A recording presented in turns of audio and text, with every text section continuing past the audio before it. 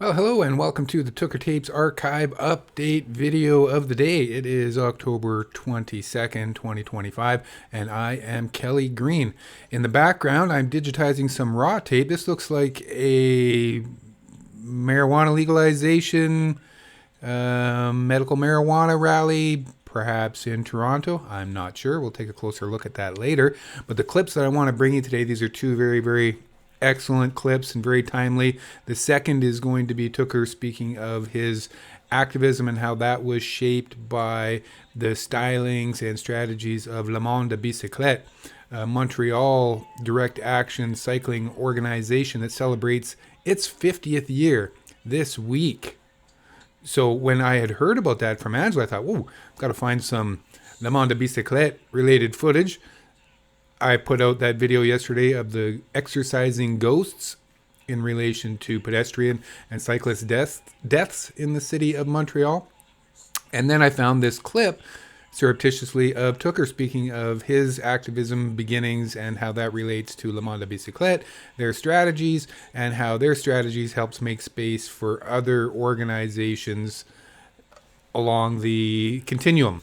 You'll get the gist of it in the 5-minute clip that I'm going to share. But first, I'm going to share you this little clip of Tooker speaking about the proclivity of, or the need to meet a lot.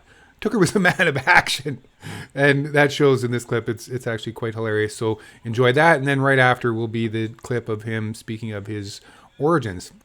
Quick little housekeeping note: I want you to like and subscribe and help this channel generate some more action so that the people that are included in these videos actually get a chance to see them. And the more eyes that we have on this project, the more likely it is that people will, like you, will think, man, this is something I want to get behind. It's something I want to support with my money. You can do that by buying me a coffee, tip me out if you will, or send a DM, send me an email, and we will connect you with a charity that can help fund this project. It's partially funded right now by Angela Bischoff, the widow of Tooker Gomberg. Thank you, Angela. I'm very much appreciative and very grateful for this opportunity to work on this project and to get paid doing it. However, there's only enough funding to keep me going for about another 6 weeks. So, we're under the gun. We need some funds. Keep this thing going. I think it's a worthwhile project. We're archiving activism from about 1997 through 2004. Edmonton, Toronto, Montreal, Halifax, and internationally. Anyways, enjoy this footage. Besides the likes and the subs, send me your comments. Leave some words. Let me know what you think about all this stuff. Does it have value? What speaks to you the most from all this footage that we are uncovering? And if you'd like it, we'll cut out and we'll get you some of that footage. Just yesterday, I had discovered through the exercising ghosts video. I'd asked Angela after she'd watched it. I said, who's that man being interviewed? Who's the Grim Reaper in the video? So she gave me the names, and it turns out that the man being interviewed in 1997 on the street at that pedestrian and bicycle safety demonstration is current Montreal City Councillor Peter McQueen. So that was pretty hilarious. It's like, wow, that's now the second activist that we found in the Tooker tapes that have went on to become elected officials. So activism, it's a good way to get your foot in the door for politics. Of course, Tooker was a one-time city councillor. We found Peter McQueen and Josh Matlow, city councillors, showing up in these tapes. I'm sure we're going to find many more. So part of the project is pulling those little clips out, getting in touch with the various folks that are in these clips and getting them to them for their own interest and for their own personal memories and archives. With regards to the elected officials, maybe the City of Toronto, City of Montreal, City of Edmonton, City of Halifax, Government of Canada. Maybe there's a space in the official archives for some of this footage. It's something we need to explore, but we need the funds to be able to work on this project, and we need somebody to coordinate that fundraising. So maybe you're a fundraiser, maybe you're a coordinator, a project overseer, if you will. My time's taken up primarily trying to digitize 600 hours of footage, get it roughly logged, pull out relevant clips, and make video updates on the regular. And Ange is super busy with her life and her full-time work, so we need other people on this project. And we need money to make that happen. So if you see value in archiving the history of activism in Canada through the lens of Tooker Gomberg, one of our best and brightest, help us out. Okay, with all that preamble, I hope you're still with me, or maybe you've skipped ahead. Regardless, enjoy these clips. Peace out. There's a tendency in the movement, broadly defined. I mean, my background is mainly with the environmental movement, but I've certainly seen this in the social justice movement as well. There's a tendency to meet a lot, to talk about things. And I'm at the point now where I think that we need to meet a lot less and do a lot more. So if there's a meeting of 15 people and 3 people want to do this and 5 people want to do something else and 6 people think that neither of those are good ideas, well, how about if the 3 people who want to do something do what they want to do and the other people do what they want to do? Like, I guess what I'm kind of saying is let's get going. You know, when I first got involved with activism in the late 70s, I got involved with a group called Le Monde bicyclette. Everyone on a bicycle, or people on bicycles, in Montreal. And Le Monde bicyclette was very much, their style of working for change was very much using drama and theater and creativity and just you know, being out in the streets and doing, they called them cyclodrames, so bicycle dramas, and very mediagenic. There's another organization, bicycling organization, that has a similar agenda to Le Monde bicyclette. That agenda would include more bicycle paths, more bicycle parking, showers and lockers at workplaces, respect for the bicycle commuter, and so forth. And they're called Vélo Québec. Okay, so you have Vélo Québec and you have Le Monde bicyclette as 2 of the major bicycling organizations in Montreal.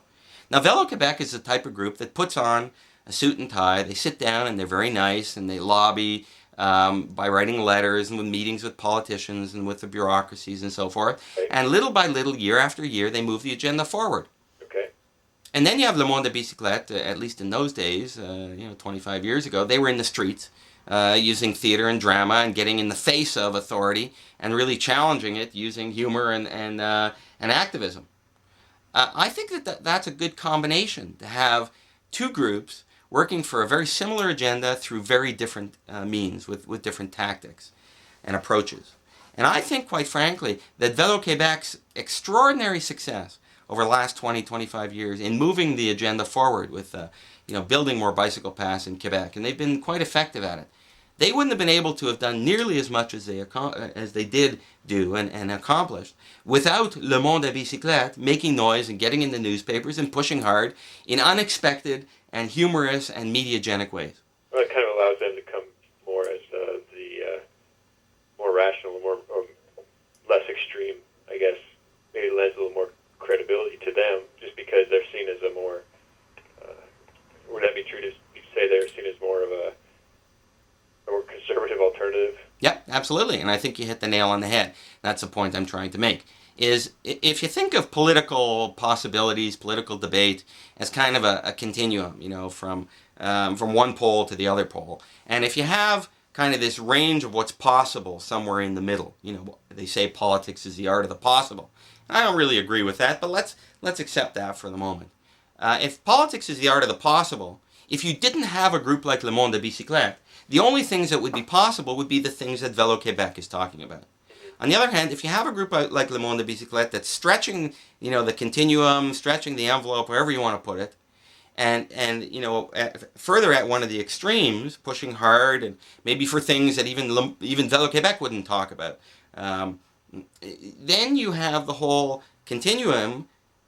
What's reasonable, quote in quotation marks, what's reasonable shifts dramatically. So Vélo Québec looks a lot more reasonable because they have this other group, this kind of crazy group out there, Le Monde bicyclette, that's crazy. And then, so Vélo Québec looks really reasonable. If you didn't have Le Monde bicyclette, then many people would consider the things that Vélo Québec is demanding as unreasonable. Right. So you need, what I'm saying, I guess, is that with a diversity of approaches and tactics, with people in the streets screaming, with people sitting down with suits and ties, with people defacing billboards, with people yelling in politicians' faces, with people writing letters, with people, doing more the Earth First type of approach, or the Weibo Ludwig approach of actually, the saboteurs in Alberta have been attacking the gas pipelines, the natural gas pipelines, because they're sick and tired of being poisoned and having their animals dying and having stillbirths from their families because of this industry that really doesn't care about anything except for profits. Now, if you didn't have the Weibo Ludwigs of the world, all you'd have would be an environmental movement that goes to the hearings and writes letters and acts very responsible and reasonable.